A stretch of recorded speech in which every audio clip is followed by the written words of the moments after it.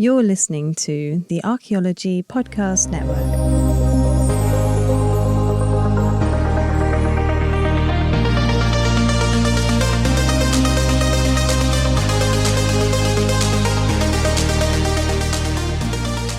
Hello and welcome everyone to episode 1 of season 2 of ADHD BCE. I'm George and I have the privilege of experiencing a life before and after an ADHD diagnosis and before and after nervous system regulation. I'm also autistic and my special interest is archaeology. If you're returning after season 1, welcome back. And if you're brand new here, hello, it's lovely to have you with us. For the newbies, this podcast is all about archaeology, deep history and neurodiversity, and especially the idea that when we look into the past, we are not just looking at bones, stones, burials and ruins, we are also looking at people. That's real people, feeling people, sensitive people, brilliant people, struggling people, creative people, distracted people, focused people, risk-taking people, pattern-seeing people, people very much like us. And what that means for neurodivergent types is we're not new or accidental. We've always been here, and there are many reasons for us to be incredibly proud of our differences. And in this season of ADHD BCE, we're digging more deeply into a huge question at the heart of archaeology. How do we know what we know about the past? How do archaeologists infer lives, feelings, behaviours, adaptations and choices from the relatively tiny amount of physical evidence that survives? And how do we move from fragments in the ground to stories about what it means to be human?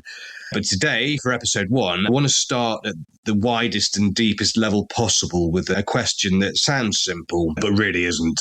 What is a human? What are we really? When did we become what we are now? How ancient are the systems inside of us? And if every human who ever lived had a nervous system, which they did, one that could feel fear, joy, attachment, overload, curiosity, grief, awe, stress, wonder and regulation, then what does that mean for how we interpret the archaeological record? Because one of the most important ideas in this whole podcast is this. Neurodiversity, it didn't simply appear in modern classrooms or offices or diagnostic manuals. The variation we see in human attention, sensitivity, emotional processing, pattern recognition, social experience, creativity, impulsivity, and cognition is almost certainly deep-rooted in the human story. Obviously, we cannot diagnose ancient people, but we can absolutely say this. The human nervous system has always existed in variation. And if that's true, and I think it clearly is, then neurodivergent traits like sensory differences, unusual strengths, intense interests, boldness, hyperfocus, novelty seeking, social difference, sensitivity, and alternative ways of processing the world are almost certainly part of the human past from the very beginning. So today we are going to go right back before history, farming, cities, writing, metal, even before Homo sapiens, before humans, before the word human even fully meant what it means now. Because to understand ourselves, we need to understand that our nervous systems are older than our species and much older. The truth is, you inherited your nervous system before you were human. So let that settle in for a minute, because that's super important. And I think it's one of the most extraordinary truths about being alive is that the basic architecture of our nervous system wasn't invented yesterday or even 100,000 years ago. It's ancient. You see, it's very ancient. Long before we were humans, long before there were stone circles and cave paintings and hand axes and beads and burials, there were living creatures trying to do the same basic things that all organisms have always needed to do, which is to stay alive and find food and avoid danger, navigate the environment, reproduce, bond, compete, rest, respond.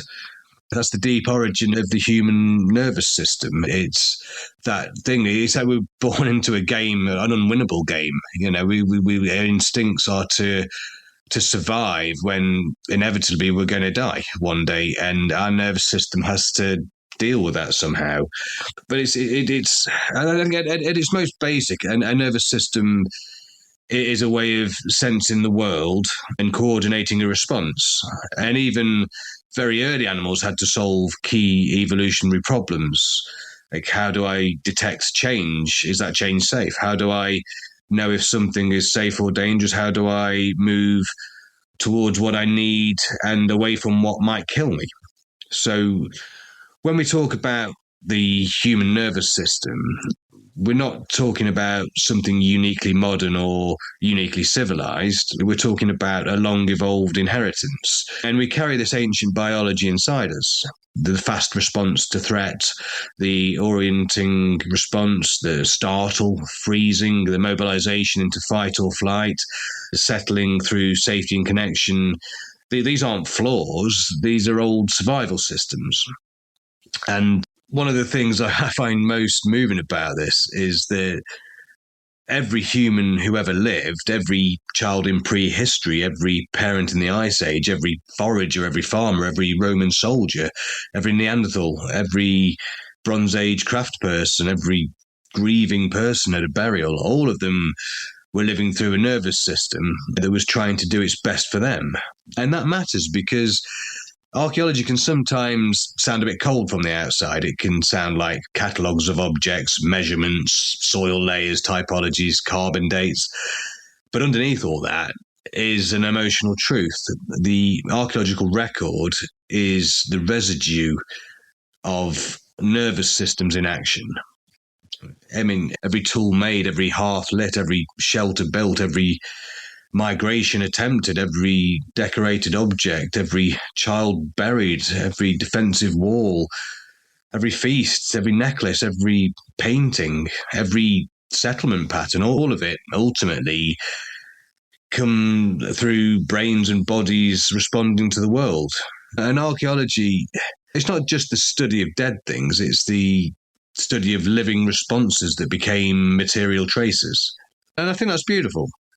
And let's go back before Homo sapiens, sort of this sort of long biological road to us, because I think when people imagine the past, there's often a temptation to imagine a sudden moment when real humans appeared, like a switch was flicked and all of a sudden we were fully symbolic, fully emotional, fully intelligent. But evolution doesn't work like that.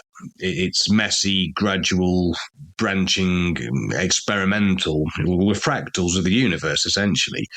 And the story of becoming human, it's not a ladder, it's more like a thicket. Like, many hominin species overlapping in time, each carrying combination of traits, capacities, and constraints.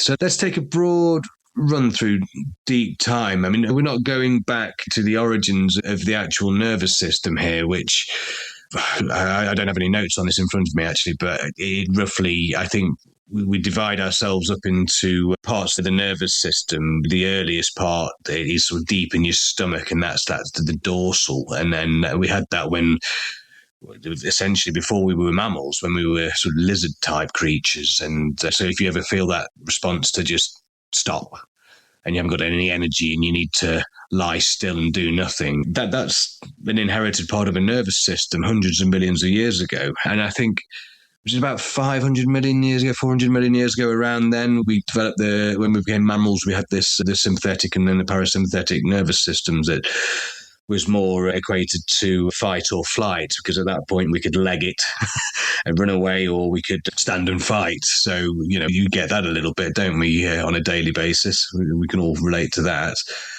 And then later, much later, we get the prefrontal cortex up on our heads. And that's where we live. That's where we think we interpret everything.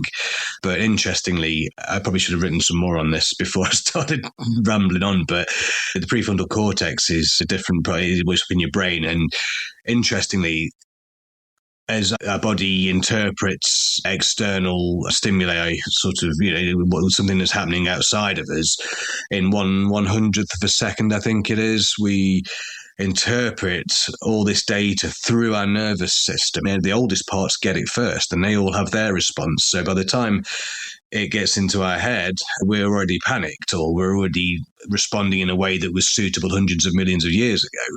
And it's difficult to slow that down, but through nervous system regulation, you can do that. I've I'm living proof of that. I've very much enjoyed that experience. But this isn't an episode on the evolution of the nervous system exactly. This is more when we became sort of hominins and so on. So I'm going to get back on track. We're going to go back only several million years, where we find the early hominins in Africa already all walking upright to varying degrees, already navigating changing environments, already adapting to shifting ecological pressures.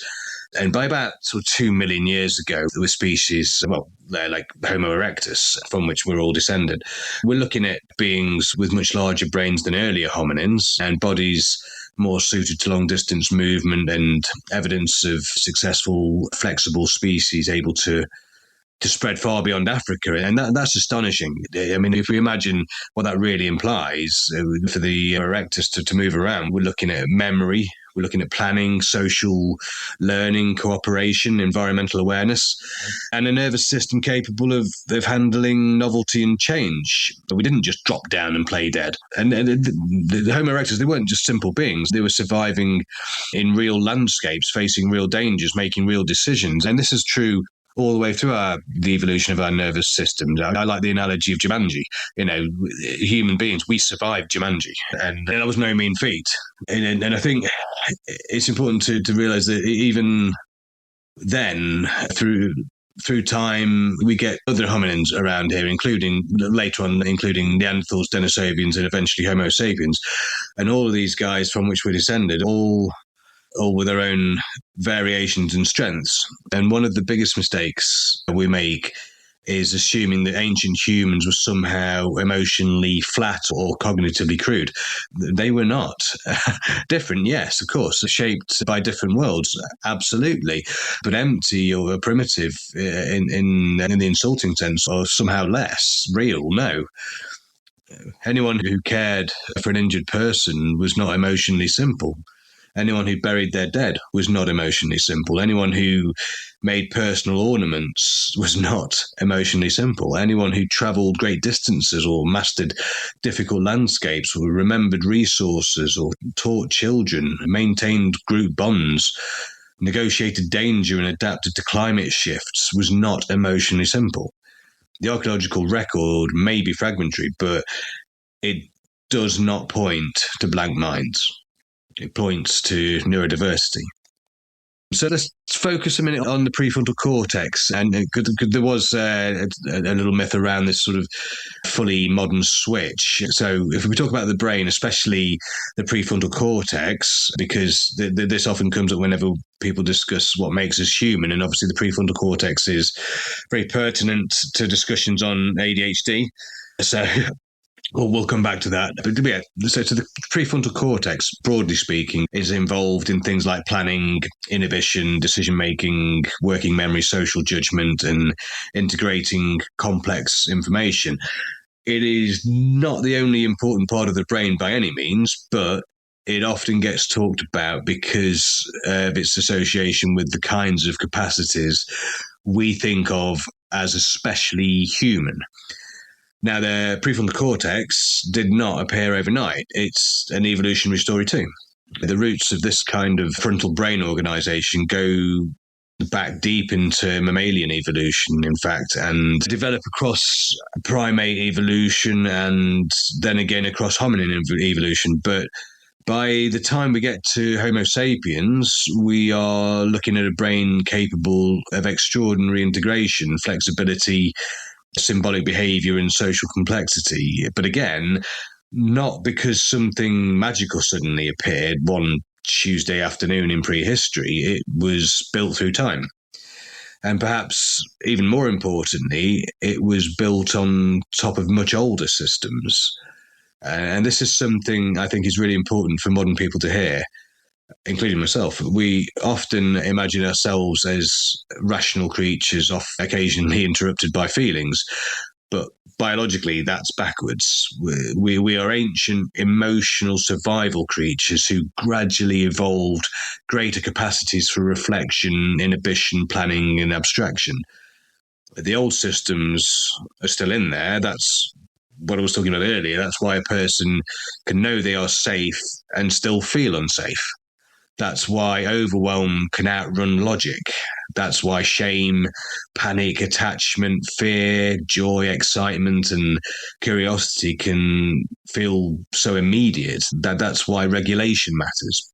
That's why sensory environments matter. That's why neurodivergence matters, because the nervous system is not a neat machine built for school timetables, inboxes, and supermarket lighting. It's an ancient adaptive system. And once you really feel that, not just know it intellectually, but feel it, a lot of self-blame starts to fall away. This has been my experience. I know I'm not broken because I responded strongly. You're not weak because stress hits your body hard. You're not lesser because your attention behaves differently. And you're not failing because your nervous system has its own thresholds, rhythms, and talents. You're ancient, which is a lovely thing to say, I think. You're ancient, and you inherited a very old way of being alive. And the part of you that's trying to think your way out of it is the latest part, is the newest part. And crucially, I don't think I mentioned this in this episode, but the part of you that thinks can't easily communicate with the parts that feel. The parts that feel don't know what's going on with you, and you're part of you at the front, the prefrontal cortex, the conscious awareness that you are, the bit of you that's going, Christ, I need to do this, I need to do that, this is happening, that part of you, your body's already panicked, and you're trying to answer that panic. But crucially, you can actually learn to communicate backwards to your feelings and talk to your feelings. And through that, you get this regulation where you can talk yourself out of being terrified of a meeting or an event or something that's happened. So, let's move on now to what does archaeology actually show us? And we do have to be careful here, because archaeology is evidence-based, and one of the things about archaeology is that it cannot tell us everything. It can't preserve thoughts directly. It can't usually preserve conversations either. It can't tell us exactly what someone felt when they made a hand axe or painted a cave wall or placed grave goods beside a child. But archaeology does preserve enough to let us infer a great deal. And that word infer is key here, because archaeologists are not just digging things up, they're interpreting traces. For example, a stone tool is not just a stone tool. It contains information about skill, motor control, planning, teaching, raw material knowledge, design intention, and often repeated traditions passed socially through time. In the same way, a hearth is not just burnt material. It can speak to us about gatherings, about warmth, routine, food sharing, placemaking, and the controlled use of fire. And a burial is not just a body in the ground. It can raise questions about care, identity, symbolism, memory, grief, ritual, status, belief, attachment, and community values. And let's do another example. Let's look at settlements. A settlement is not just a cluster of remains. It reflects social organisation, movement, resource use, tolerance for crowding, division of labour, daily rhythms, risk management, and relationships between people and place. And this is where I think archaeology becomes unexpectedly intimate, because if we're asking how people made these choices or coped with pressures or structured environments related to one another and adapted to change, then in a very real sense, we're asking questions about their nervous systems. Not in a crude diagnostic way, not in a TikTok, that burial is ADHD coded way, but in a serious, compassionate, intellectually honest way.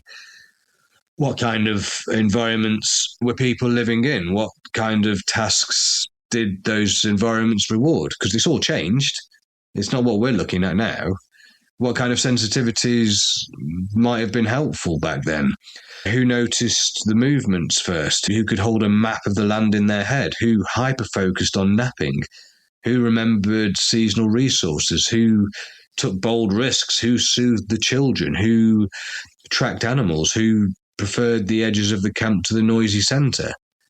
Who became the specialist, the innovator, the watcher, the wanderer, the fixer, the storyteller? These aren't silly questions. These are human questions. These people, whatever stage we're looking at, they had nervous systems, they were human.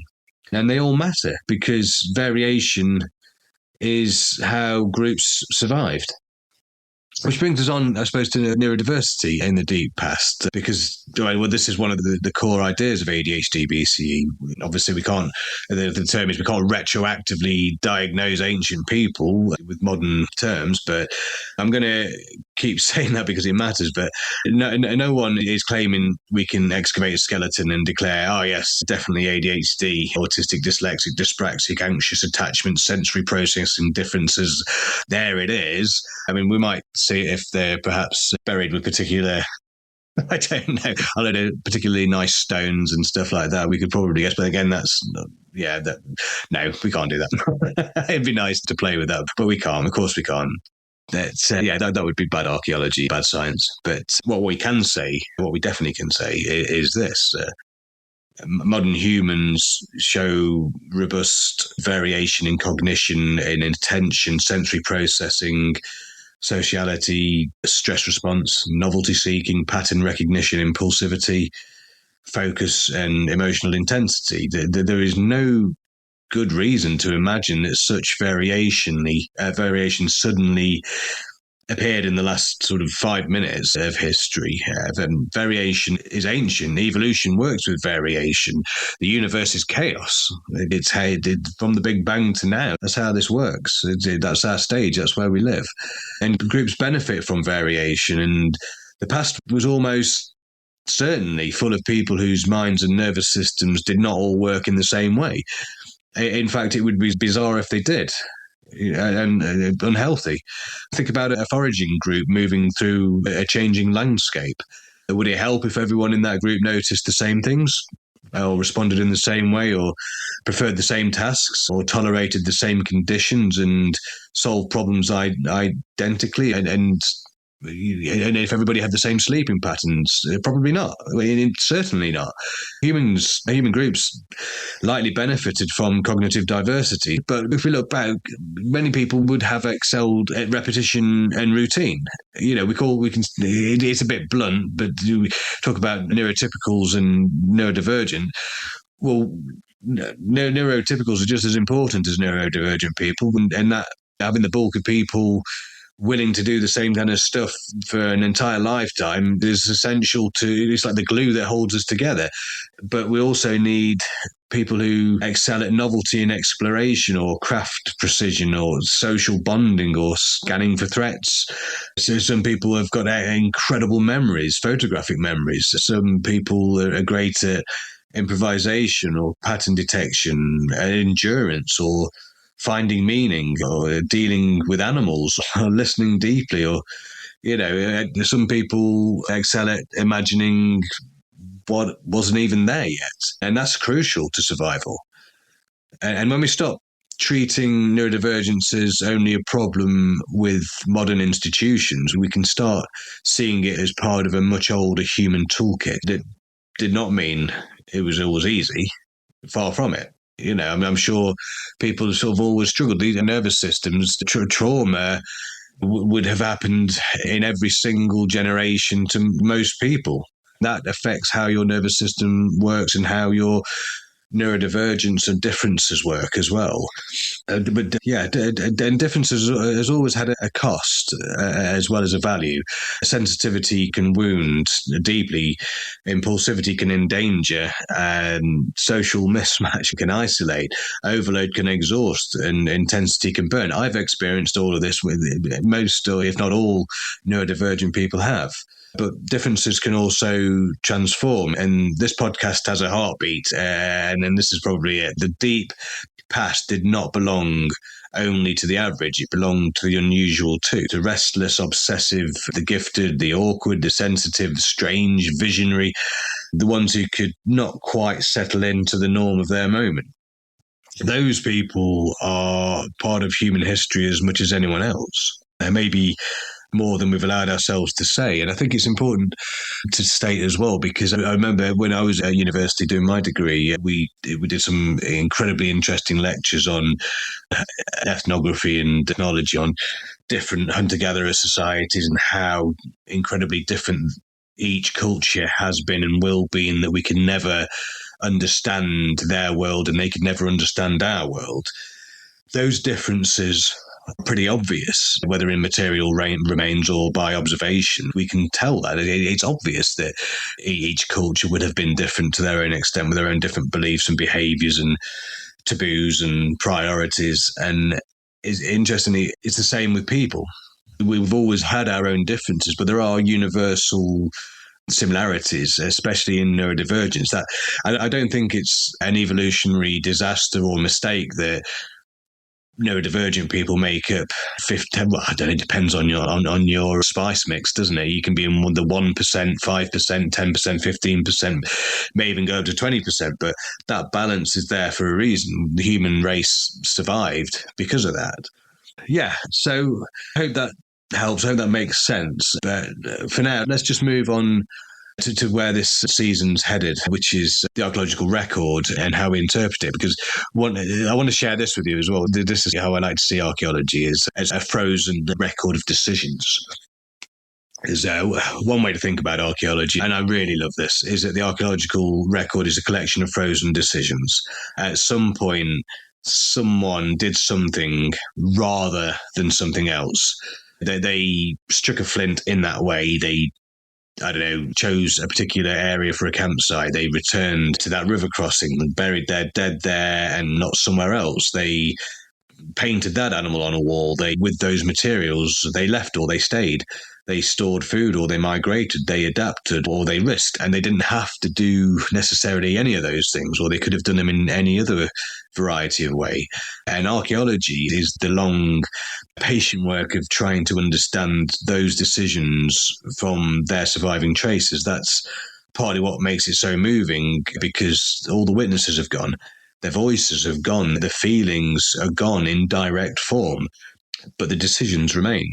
And we can see those. And when archaeologists excavate, they're doing something a bit like approaching a scene long after the event, except the scene has been weathered, fragmented, buried, disturbed, eroded, reused and transformed by time. So archaeology is both forensic and imaginative. It requires discipline and caution, evidence, method and humility, but it also requires a willingness to ask what kind of person might have made sense of this? What kind of life does this imply? What kind of pressure were these people under? What mattered enough to leave this trace for that decision to have been made? And that's where I think neurodiversity can genuinely enrich archaeology, not by replacing evidence, obviously, and not by forcing identity categories onto the past, but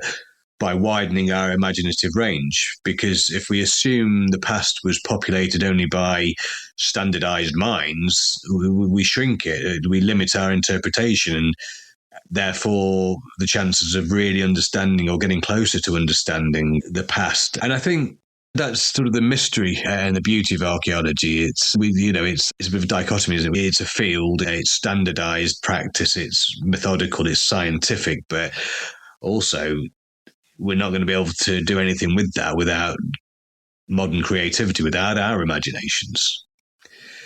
And it's easy as well to get lost in data and boxing things up into nice little categories. This was this particular pottery, and these guys traded with those guys, and these things happened. But I think if you're not careful, you lose sight of the fact that these people were all human. I guess that brings us back to that full circle, that question. What is a human? Let's come back to that question. What is a human? Is it just a species name? Are we just Homo sapiens? Or are we just a skeleton type? Or is it just a cranial vault and a pelvis and a set of teeth? A human is a meaning-making animal with an ancient nervous system. A human is a social creature built from deep time. Human is old biology meeting new environments. It's sensation, memory, risk, attachment, creativity, and adaptation. A human is vulnerability and invention, all in the same body. And a human is someone shaped by the world and constantly reshaping it in return. And from an archaeological perspective, a human is someone whose life may leave traces, and these traces are what others much later will try to interpret. What a strange and beautiful thing. Well, one day people will be digging us up wondering what was going on. But we'll be part of somebody else's past. We'll join the guys we're looking at in the archaeological record now. And maybe that's another reason archaeology matters so much. It reminds us that people have always been temporary and meaningful at the same time.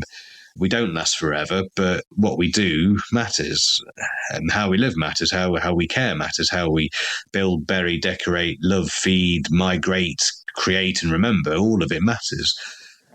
And because of that, archaeology is not just about what happened, it's about what it felt like to be a creature like us in a world that kept on changing.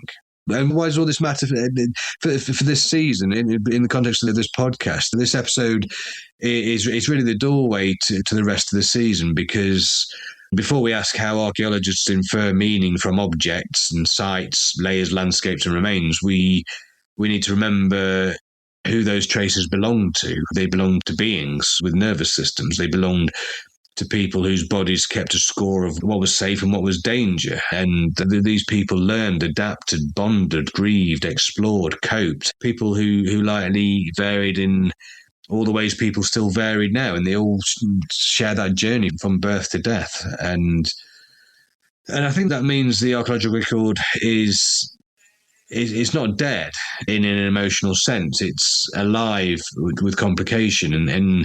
And this season, we're going to look more closely at how archaeologists interpret what is left behind, and how migration changes stories and environments, and how farming reshaped human life. For those of you who don't know, it is one of the most pivotal points in human history, and it was only 10,000 years ago. And we put that into a context of millions of years of evolution. It's an explosion. It's a mammalian Big Bang. Oh, yeah, that's a good one.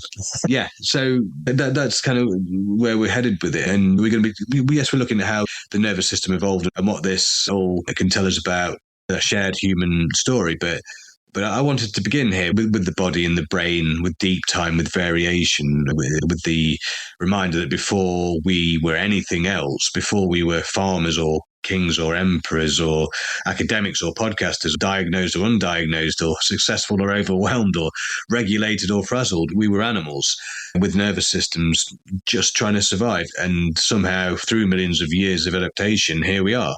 We're still sensitive, we're still searching, and still making meaning, and still leaving traces. So yeah, that's it for episode 1. And a big opening question, I know, maybe the biggest of all: what is a human? And there's not a neat answer for that, and there's not a finished answer, but hopefully a useful one. We are ancient nervous systems in motion. We are variation carried through time. We are biology, memory, culture and environment all tangled together. And archaeology gives us one of the most powerful ways of exploring that truth. And I hope, for neurodivergent listeners, I've got so much more to say on this, and I wish I could articulate it in a better way. But from a personal point of view, archaeology has always given me a great sense of perspective that I needed growing up, because I always felt different and useless and inadequate and unloved and all these things. And that was my nervous system interpreting my environment around me. And in a toxic school environment, I suppose, I grew up in the 80s and 90s and whatnot. And I look back then, and there's a lot of good stuff back then, but also I feel it was very, very backwards in many ways as well. And we certainly didn't know much about neurodiversity, or it wasn't out in the public forums. So yeah, I hope if you've struggled in your life, even if you're not neurodivergent, you've still got a nervous system, and that nervous system is trying to keep you safe. That's its only job. And you're there in the little prefrontal cortex room trying to figure it all out. So I hope, if anything, this episode will help you think about that in a different way, that you're part of a much bigger story that you have absolutely no control over. You inherited millions of years of evolution, and you were born into an environment you had no control over it, and you've probably done a hell of a lot better than you realize. So on that note, thank you so much for listening. And as we go through this season, I'd love you to keep this mind in thought. When we look at the past, we're not looking at aliens. Okay, we're just looking at other versions of ourselves. All right, guys. Well, thank you very much for joining me, and I'll see you next time. I think next episode is Professor Duncan Garrow. I'm really looking forward to chatting with him. All right, guys. Take care of yourselves. Bye-bye.